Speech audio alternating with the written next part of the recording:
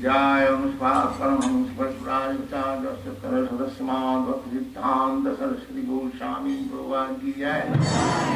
Anand Koti Vaishnavinda ki jai. Namacharya Srila Haridas Thakur ki jai. Prince Gaur Sri Krishna Chaitanya Prabhu Nityananda Sri Advaita Gadadhar Srimad Gaur Bhaktivinoda ki jai. Sri Radha Krishna Govinath Sam Kund Radha Kund Giridharan ki jai. Vrindavan Dham ki jai. Navadvip Dham ki jai. Ganga Mai ki jai. Jamuna Mai ki jai. Tulsi Devi ki jai. Bhakti Devi ki jai. Swami Bhaktivinoda ki jai. All glories to the assembled devotees. All glories to the assembled devotees. All glories to the assembled devotees. Thank you very much.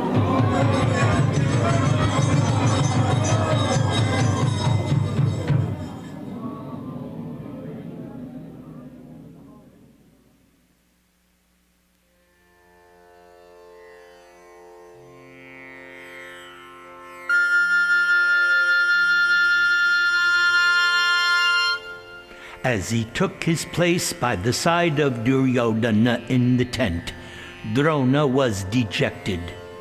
He had been helpless in the face of Arjuna's prowess. Shamed at his inability to contain his own disciple, Drona said to Duryodhana, "Already I told you that when Arjuna is by the side of Yudhishthir, I will not be able to capture him. You must contrive some means to take Arjuna away from his brother. Then I will snatch Yudhishthir even before the eyes of Drishtajumna and all the other troops. I will either achieve this or at least slay one of the Pandavas' greatest fighters, whoever comes to the aid of Yudhishthir. However, you need to ensure that Arjuna is busy elsewhere on the battlefield."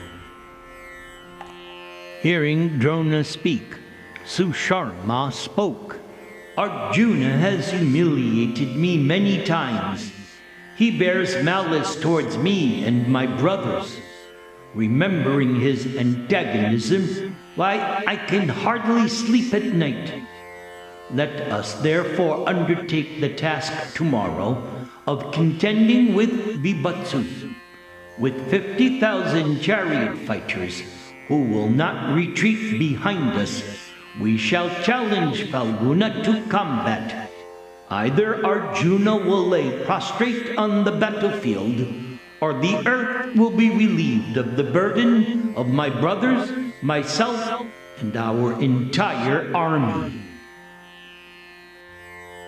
Duryodhana praised Susharma, and a cheer went up from the other kings.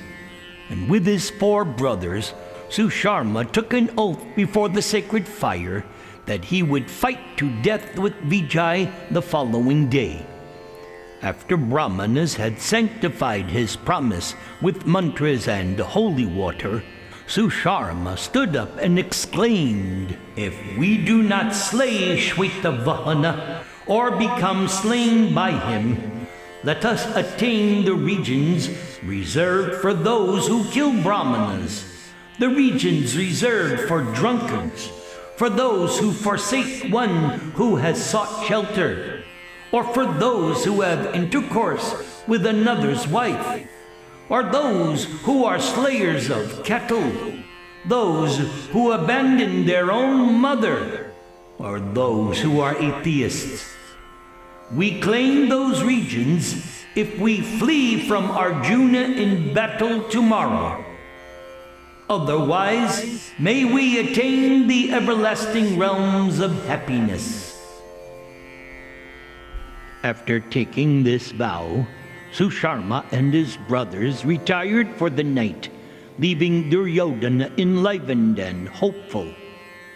Even if Susharma could not kill Arjuna, which seemed likely, Susharma would at least give Drona the freedom he needed to capture Yudhishthir. Duryodhana smiled at Karna. Perhaps Karna would not need to slay Arjuna after all.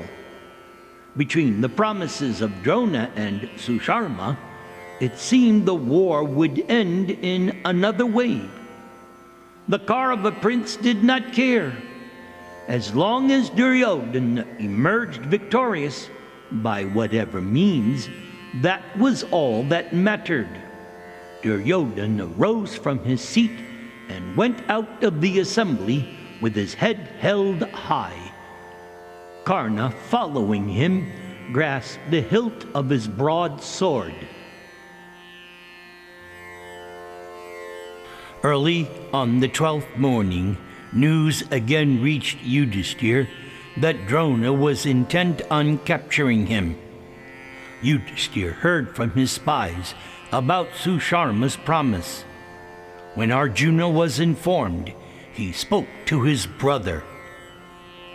"Still you need not fear, O king.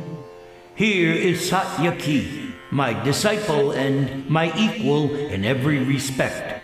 He will remain by your side at all times. So even if I am away, you cannot be captured while Satyaki is present." Now reassured, Yudhishthir issued orders for the day's battle. His forces were soon moving towards the fight, causing the earth to vibrate and raising clouds of dust as they proceeded in the formation shaped like an alligator. As soon as Arjuna appeared before him, Susharma, who stood ahead of the Kaurava army, challenged Vibhatsu.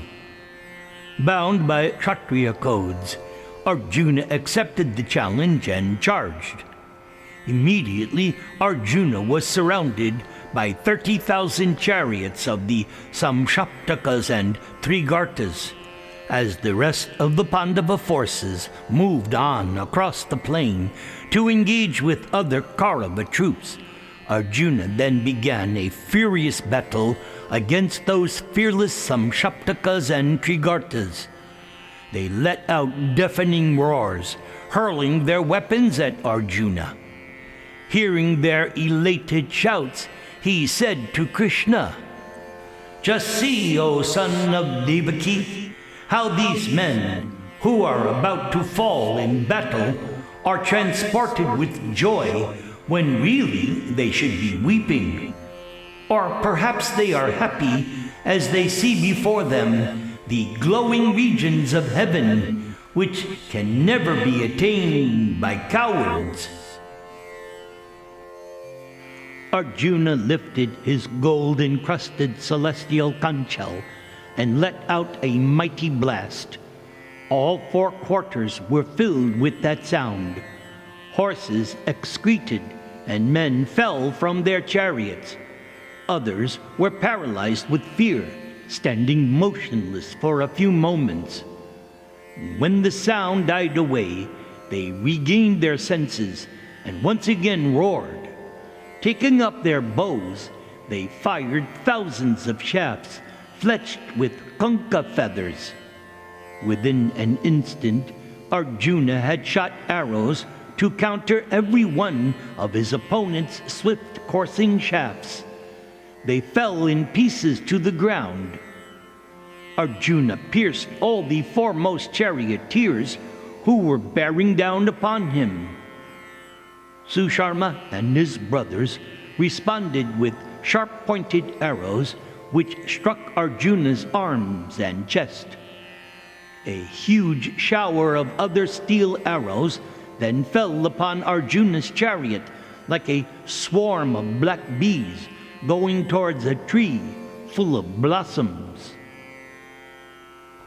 Krishna drove the chariot and baffled the enemy attack.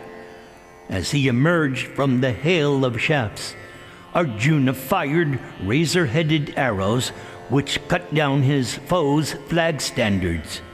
With arrows shot in swift succession, Arjuna slew the 4 horses of one of Susharma's brothers and then cut off his head.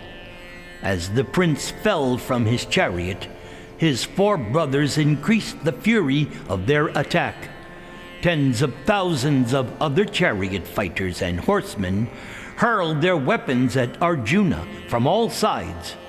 But suddenly, at the same time, the Narayana army from Dwaraka rushed into the fight with their terrible cries.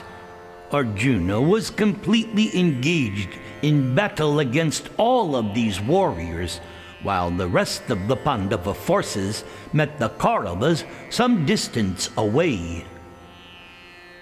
Now, with their forces arrayed in a formation resembling an eagle, the Kauravas closed in on their enemies. Drona, stationed at the head of the array, at once made his target Yudhishthir. Satyaki charged Drona, releasing his swift arrows by the hundreds. Satyaki attacked the Kuru preceptor, rendering his two charioteers unconscious with a volley of arrows.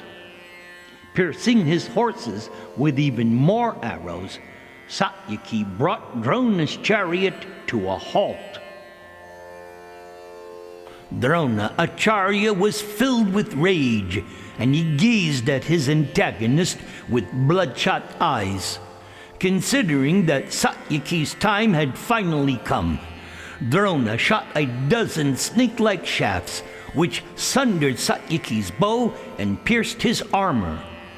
Unperturbed, Satyaki grasped another bow and replied with 30 of his own arrows. They struck Drona and spun him around in his chariot as he dropped his bow. Seeing the preceptor hard-pressed by Satyaki, other Kaurava fighters came to his aid. But at the same time, other Pandava warriors joined Satyaki, and a fierce battle followed. Drona quickly regained his senses and fought on in a total rage.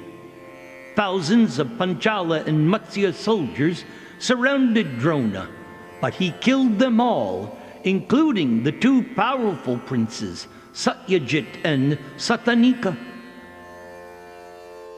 Seeing his troops being mowed down, Drishtadyumna came forward with Shikhandi. Along with Satyaki, Chaitanya, and many other Pandava heroes, they managed to hold Drona in check. As the battle raged, the soldiers on both sides fell in waves. The battlefield was a morass of flesh and blood. Drona fought like a man possessed. The Pandava army quaked in fear as Drona released his celestial weapons, which slew them by the thousands. Drona forced all of his attackers to turn away from him in the fight. Drona could hardly be looked at, and the Pandavas surrounding him were now routed. Duryodhana laughed and spoke to Karna, who was there at his side. "Behold, Radeya, how these troops flee from the battle. Why, they seem to spin around and around as they look for a path by which to escape from Drona Acharya. I think they have lost all taste for the battle now. Surely they are seeing the world as being full of Drona. How will they return to the fight? What can even Bhima do against this warlike preceptor, Drona Acharya?" But Karna was in a much graver mood.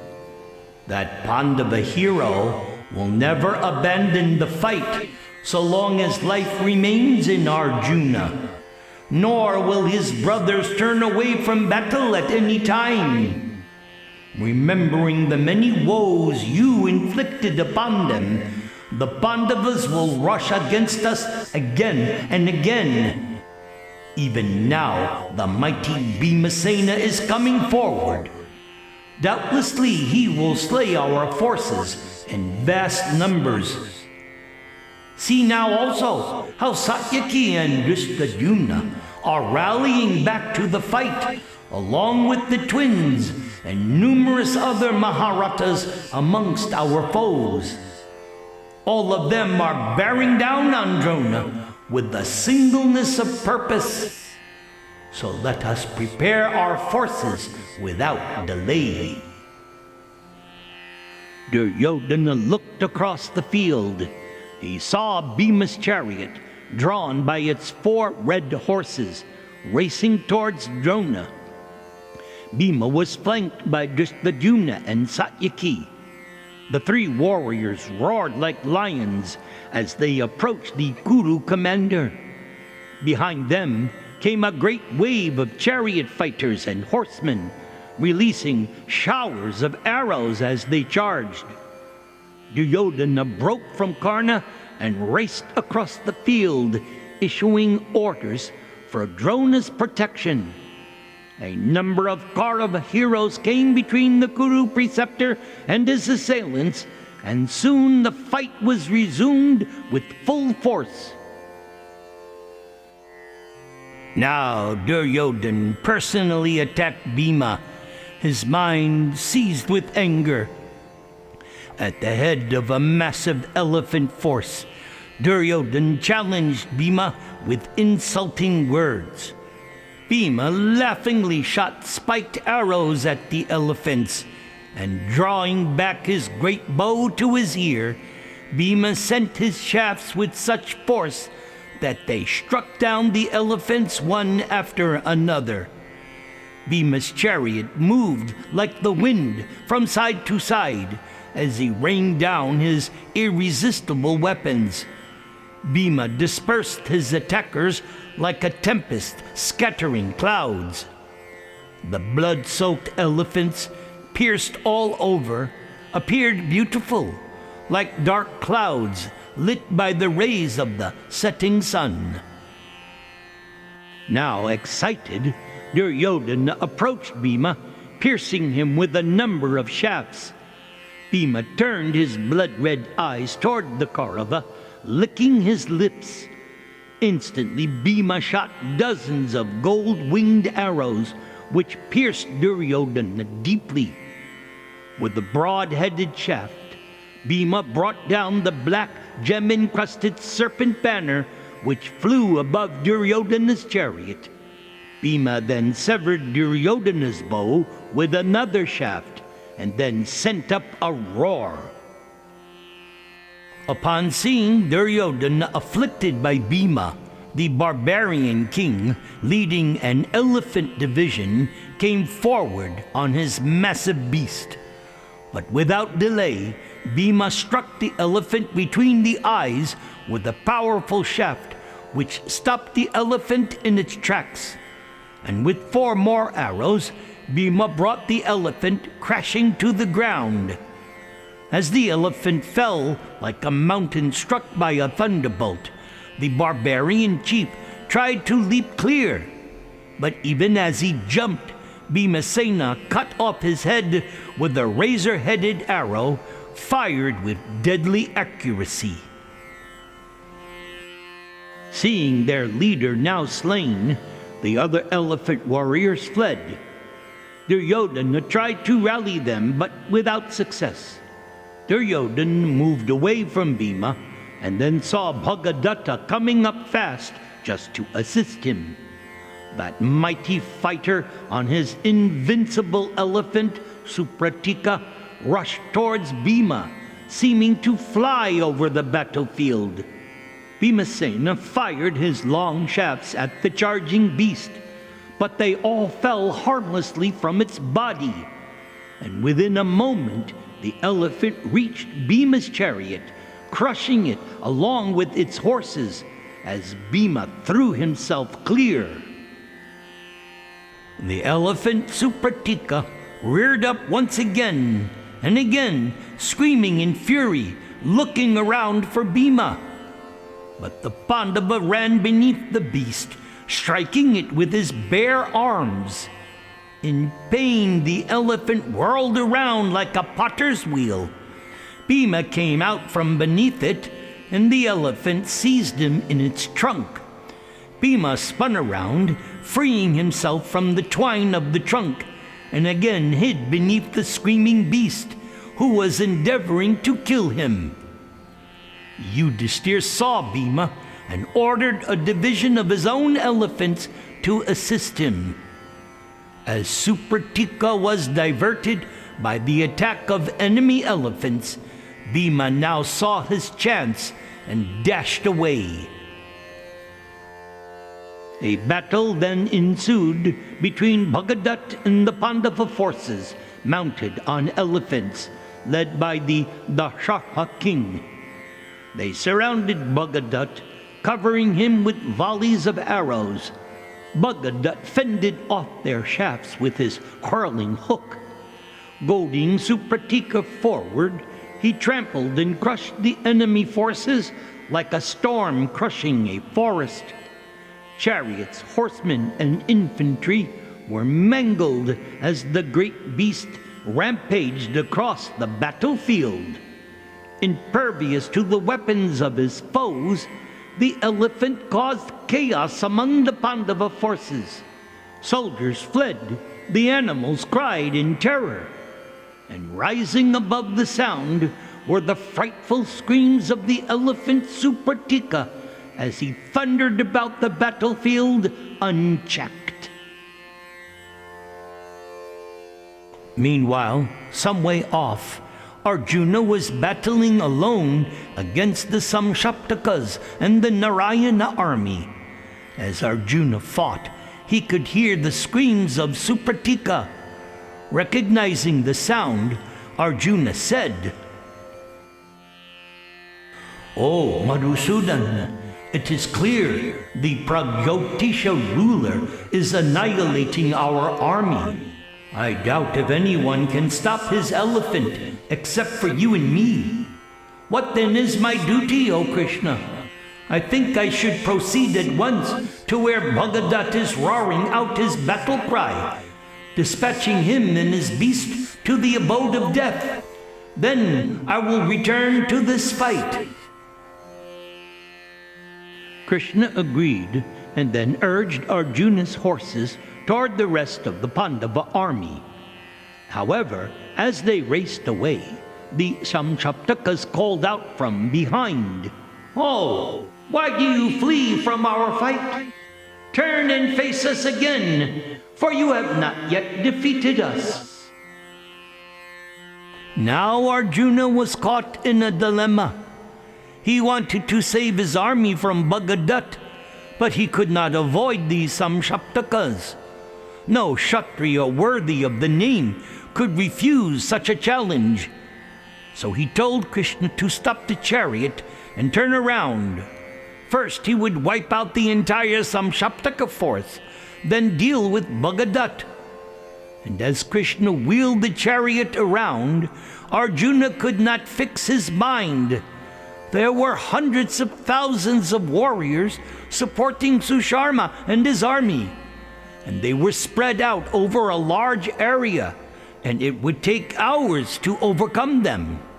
By then, Bhagadatta and his unstoppable elephant might have done untold damage.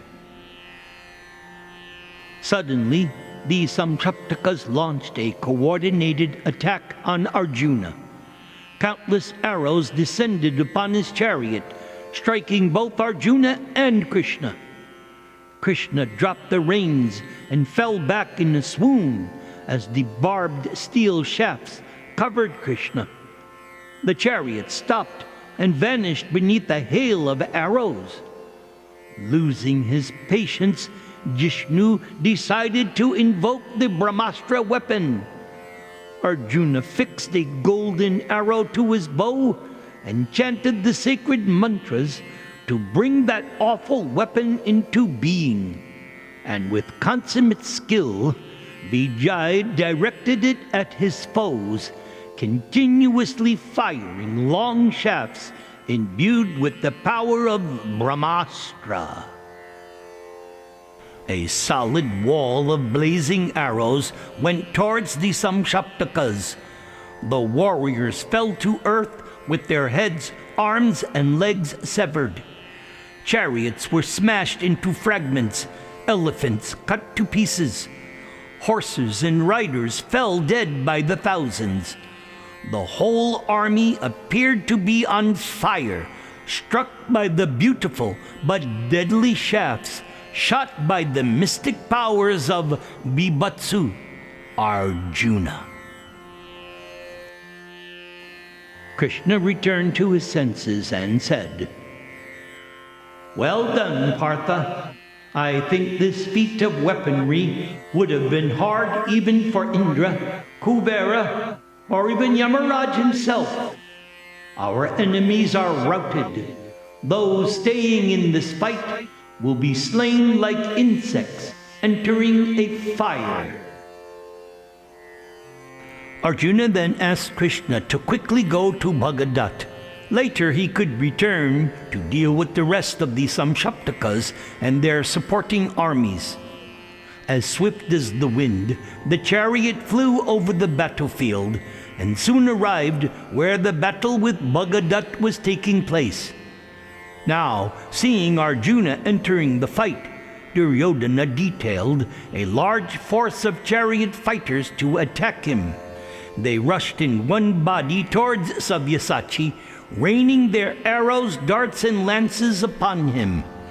Bearing the attack with fortitude, Vijay continuously worked his Gandiva bow and sent whistling shafts at all the warriors who came at him.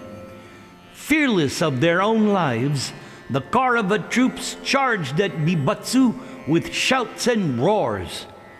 That Pandava cut them down with his arrows, just as a farmer cuts down a field of wheat. Seeing Arjuna annihilating his troops, Bhagadatta raced towards him. He showered a downpour of arrows onto Falguna's chariot, directing Supratika to trample him. Arjuna calmly resisted the attack with volleys of his own shafts, just as the shore resists the ocean. The two warriors hurtled about the battlefield, locked in deadly combat.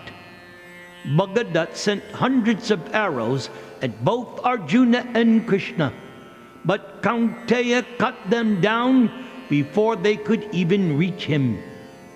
Now Supratika charged Arjuna like a mountain rocking across the field. Impervious to Sabyasachi's arrows, the animal screamed in fury as it bore down on the golden chariot.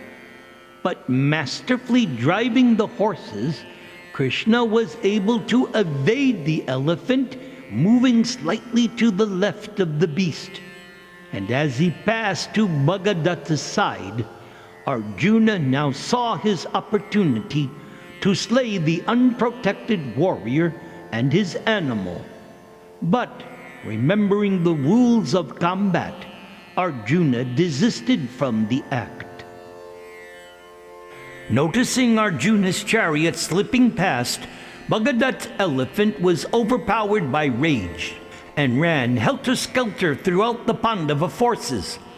Hundreds of chariots with their warriors, horses, and charioteers were crushed and slaughtered. Arjuna was infuriated by Bhagadatt's remorseless attack. Moving quickly to the front, Bibatsu sped 4 arrows at Bhagadatta, cutting apart his bow, and with 2 more arrows, Kiriti slew the 2 warriors who sat behind Bhagadatta. Bhagadatta, the monarch of Pragyotisha, threw 14 lances at Arjuna in quick succession.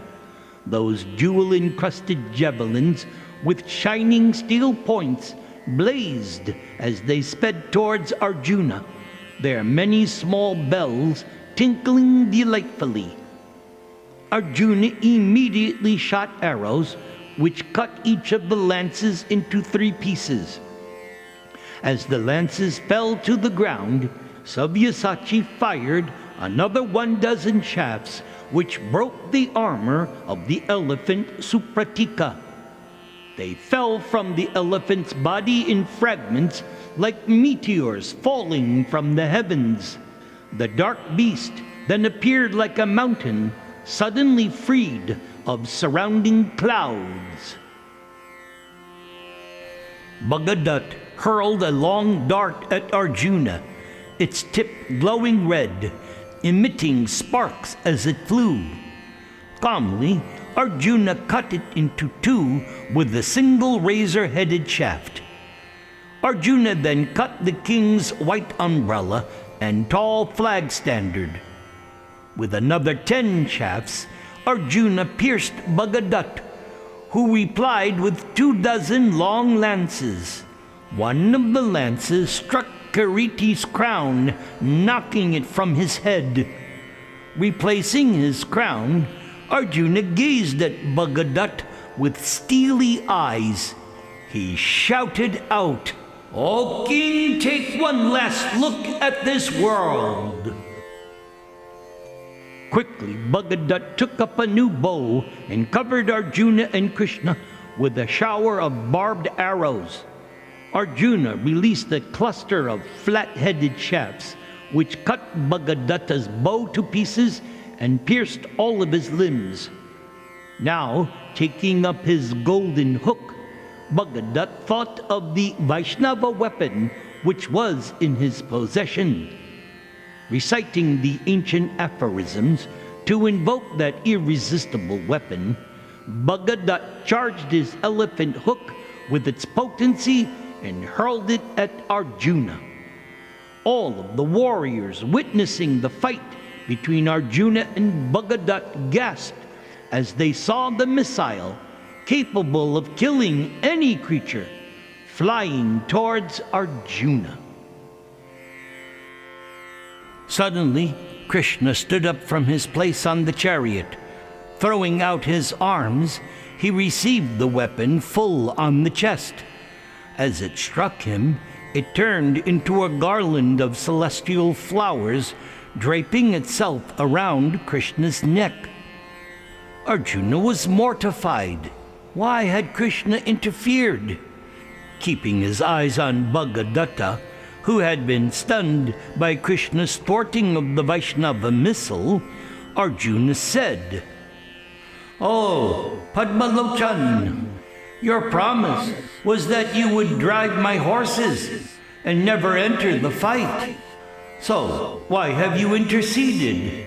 I can understand you taking it upon yourself to protect me when I am incapable or about to fall. But here I stand with all my faculties and weapons. Why, not even the combined celestials and asura demons can defeat me. So, how have you felt it necessary to act as you did?" Slowly circling the chariot around Bhagadatta, Krishna replied, "Oh, sinless one, listen. I will tell you the origin of that weapon Bhagadat released just for your destruction. You see, long ago, when I awoke from slumber in my form as Mahavishnu, the earth goddess came to me seeking a boon. Knowing that I was inclined to grant favors at that time, she said, 'Please bestow upon my son, Naraka, the Vaishnava weapon. Let it be that he cannot be slain by any being.' And I replied, 'O goddess, it shall be so. Your son will be invincible, protected by my weapon.' Then she went away, and her son received the weapon, which he later passed on to his son, Bhagadat. This weapon can slay any being within the 3 worlds, including Indra and Rudradev. Therefore, for your sake only, my dear Arjuna, I had to baffle the missile. Now you may slay your opponent, this implacable enemy of the gods, Bhagadat, just as in days gone by I slew his father, Naraka, in a great fight." Now understanding that Krishna had saved his life, Arjuna fixed his gaze on Bhagadatta. Swiftly Vijay covered him with hundreds of straight flying shafts. As Bhagadat parried the attack, Kiriti took up a long golden lance. He drew it back, and now, invoking the power of his father Indra, hurled it with all of his strength at Supratika. It went into the elephant's head, right up to its golden wings. Supratika stopped in its tracks, its limbs now paralyzed. Although goaded by Bhagadatta, the elephant slowly fell to the earth like an enormous hill uprooted by a thunderbolt. And as Supratika screamed, Bhagadat leaped from its back. Before Bhagadatta could reach the ground, Arjuna shot a crescent-headed shaft, which tore open Bhagadat's breast, cutting his heart into two. Bhagadat's bright turban fell from his head like a petal falling from a lotus whose stem has been violently struck. Bhagadat dropped to the earth with his golden garland broken and scattered. With his arms and legs outstretched, Bhagadat appeared like a god fallen from heaven when his pious credits have expired. Arjuna circumambulated his foe out of respect. Then, turning his chariot toward the car of an army, Arjuna rushed back into the battle. Then, Shakuni's two brothers attacked Arjuna with mighty yells and shouts. They were backed by 1,000 Gandhara horsemen. The warriors fell upon Arjuna, releasing hundreds of arrows. Unperturbed, Arjuna took up a couple of razor-headed shafts and beheaded both princes. The horrified Shakuni then charged at Arjuna. Invoking a mystical Asura weapon, Shakuni spread a fearful illusion which covered Shweta Vahana. Clubs, iron balls, rocks, darts, barbed shafts, bludgeons, swords, tridents, axes, and many other weapons fell upon Arjuna from all sides. Ferocious animals, burning with hunger, attacked Kiriti along with Rakshasas, carnivorous birds, and demons. A thick gloom enveloped Arjuna's chariot, and harsh voices reproached Dhananjaya from out of the darkness.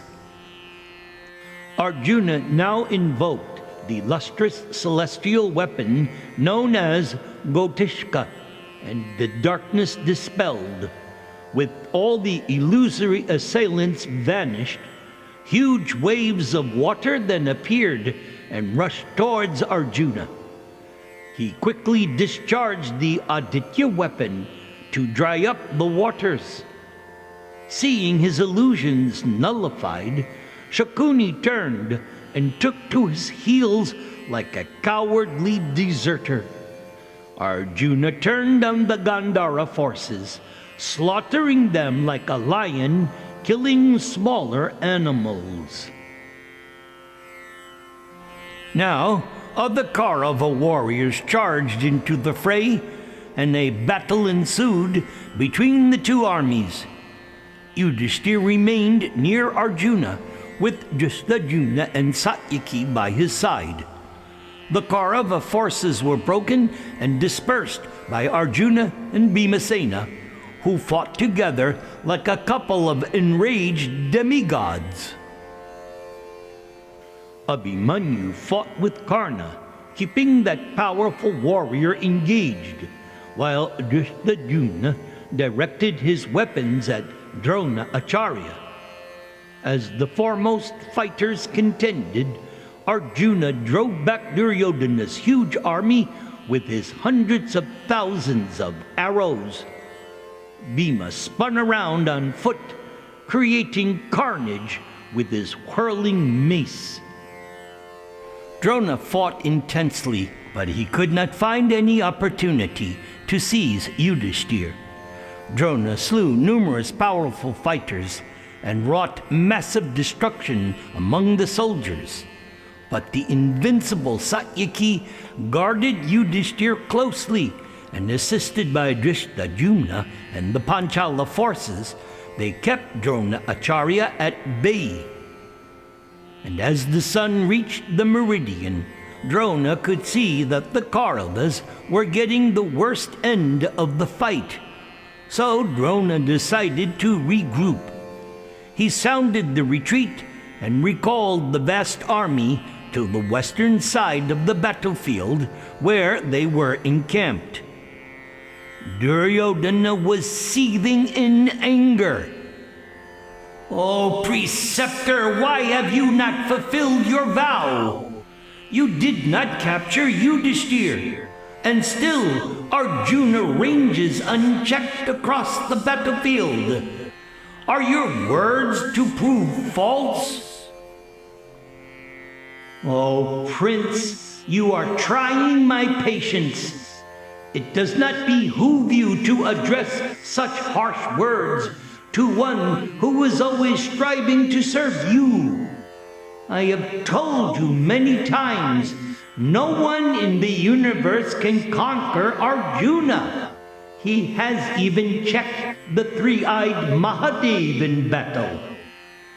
Now that Yudhishthir is aware of our aims, he is keeping himself well guarded. So it will be difficult to capture him. Still, I will try my utmost. My word that I will kill one mighty hero will be kept. I will now form an array that even the gods could not penetrate. The remaining Samshaktakas should again challenge Arjuna and take him to the southern side of the battlefield.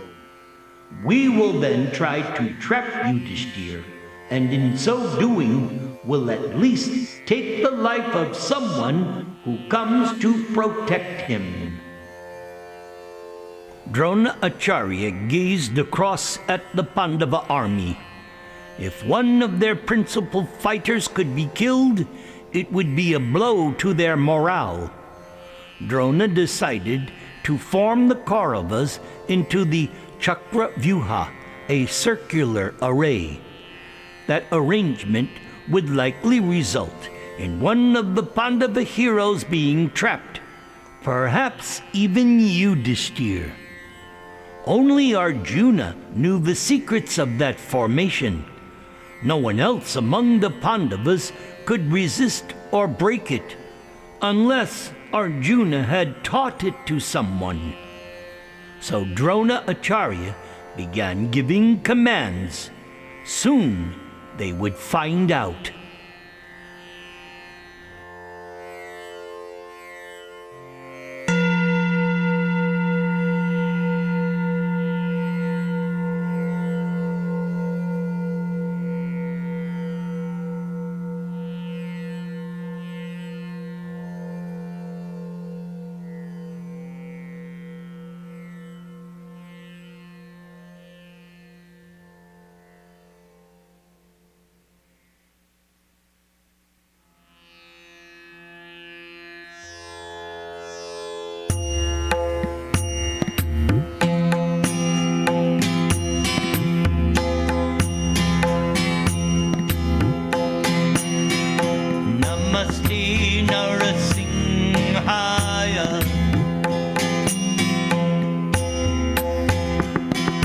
Namaste Narasimhaya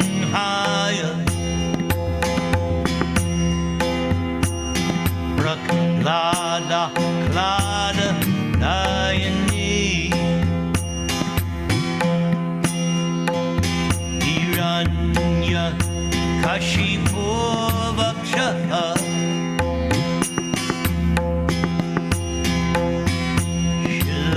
Shilatankana Kala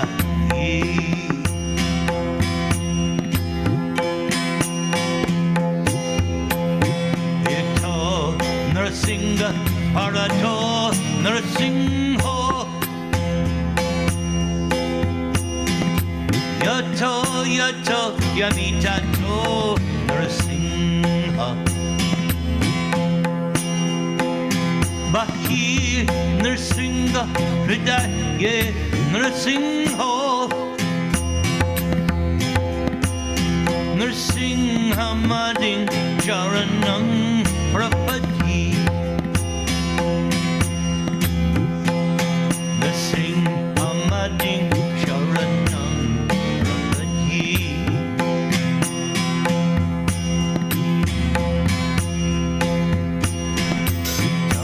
Tavakarakamala Hare Nakam Adbhuta Sringam Kalita Hiranyakashipo Tanubringam Eshavadrita Nara Havirupa Jagadisha Hare Jaya Jagadisha Hare Jaya Jagadisha Hare Abba Karakamala Vare Nakam Adbhuta Sringam Yogita Hiranyakashipo Tanubringam Keshavadrita Naradirupa Jaya Jagadisha Hare Jaya Jagadisha Hare Jaya Jagadisha Hare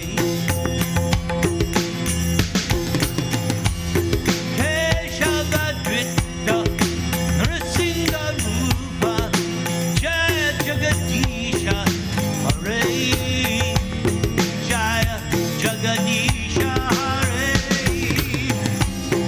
Jaya Jagadisha Hare Jaya Jagadish Jaya Jagadish Jaya Jagadisha Hare Jaya Jagadisha Hare Jaya Jagadisha Hare Jaya Jagadish Jaya Jagadish Jaya Jagadisha Hare Hare Krishna Hare Krishna Krishna Krishna Hare Hare Hare Rama Hare Rama Rama Rama Hare Hare Hare Krishna Hare Krishna Krishna Krishna Hare Hare Hare Rama Hare Rama Rama Rama Hare Hare Hare Krishna Hare Krishna Krishna Krishna Hare Hare Hare Rama Hare Rama Rama Rama Hare Hare